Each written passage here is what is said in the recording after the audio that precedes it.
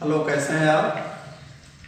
कुछ लोगों ने मुझको कहा कि सर, पिछला जो वीडियो था जो राष्ट्रपति के इलेक्शन ऑफ प्रोसेस पे आपने बनाया था, उसमें राष्ट्रपति के पद की योग्यताओं की कोई चर्चा नहीं थी।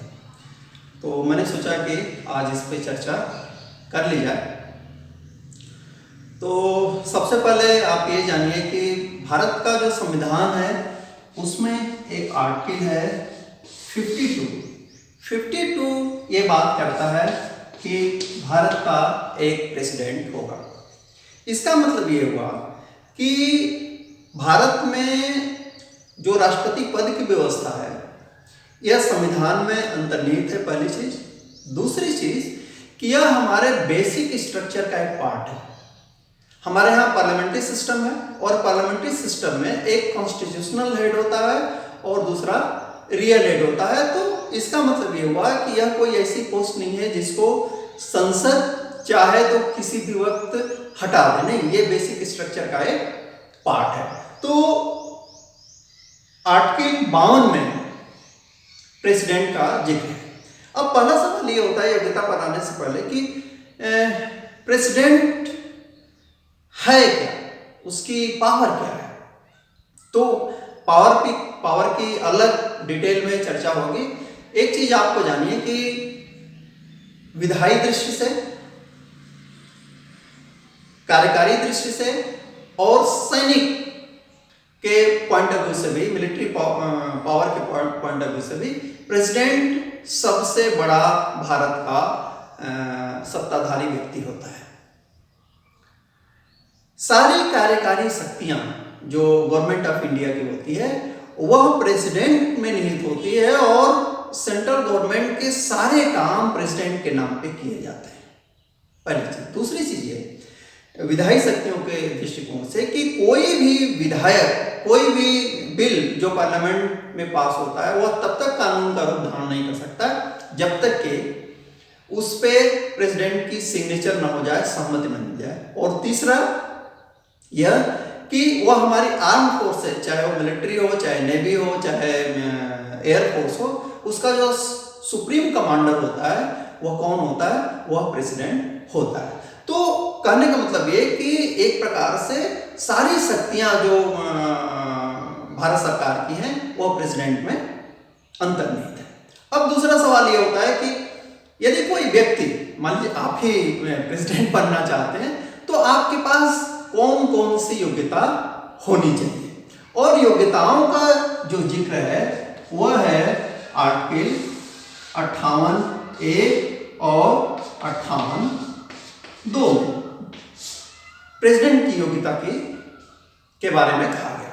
तो पहली चीज तो यही है कि वह भारत का नागरिक होना चाहिए। ये बड़ी सिंपल सी चीज है, भारत का नागरिक होना चाहिए। यानी कोई अमेरिका का या कोई ब्रिटेन का या कोई पाकिस्तान का या कोई अफगानिस्तान का नागरिक आकर के आपके यहाँ इस संवैधानिक पोस्ट को नहीं ले सकता यदि वो उस समय इन देशों का नागरिक है, तो उसे भारत का नागरिक होना जरूरी है। दूसरी चीज यह है कि उसकी उम्र जो है 35 साल कंप्लीट हो गई। ध्यान दीजिए, यह भी कहा जाता है कि या कई जगह लिखा हुआ मिलेगा कि राष्ट्रपति पद के लिए उम्मीदवार व्यक्ति की उम्र कम से कम 35 साल होनी चाहिए। लेकिन कॉन्स्टिट्यूशन में जो शब्दावली है वह यह है कि उसकी उम्र 35 साल पूरी हो चुकी हो।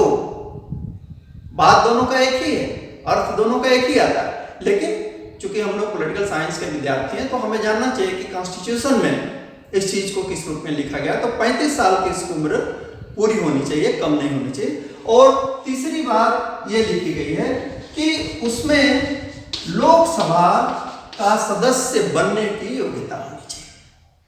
लोकसभा, राज्यसभा का नहीं, लोकसभा का सदस्य बनने की योग्यता होनी चाहिए। ये 3 बेसिक योग्यताएं हैं। चौथी चीज जो कही गई है वह कही गई है 58(2) में। और यहाँ एक विवादित चीज भी आती है और वह यह है कि कहा यह गया है कि कोई भी व्यक्ति जो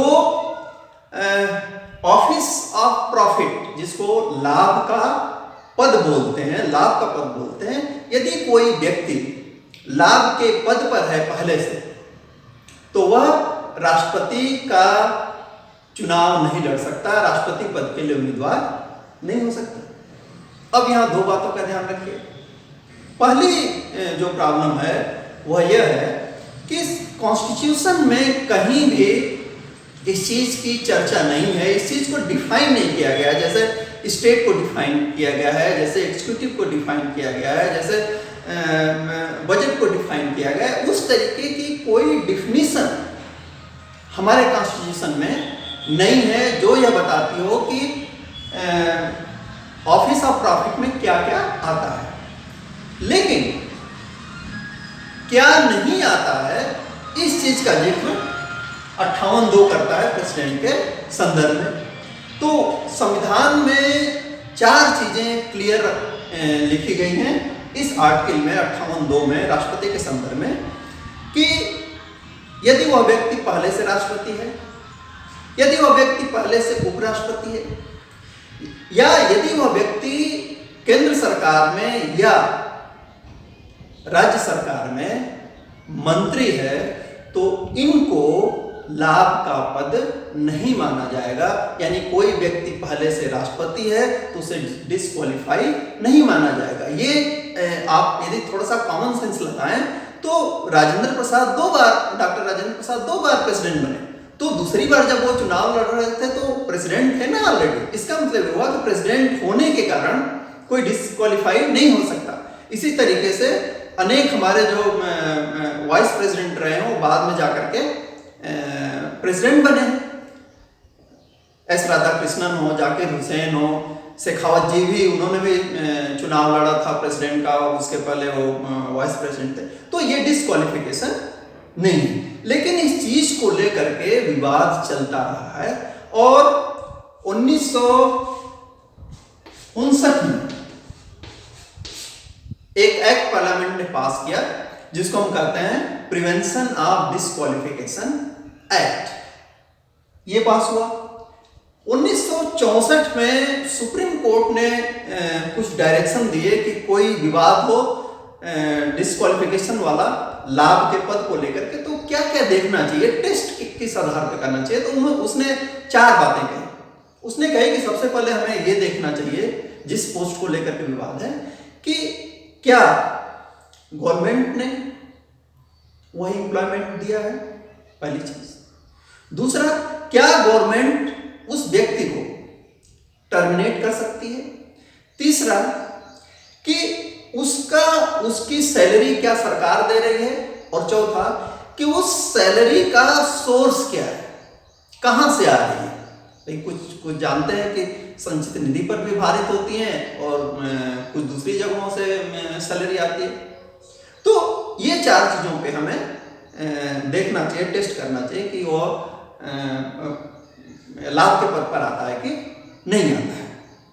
लेकिन इससे विवाद थमा नहीं, क्योंकि आज भी स्थिति है कि लाभ का पद डिफाइन नहीं है कि इसमें क्या क्या आना चाहिए।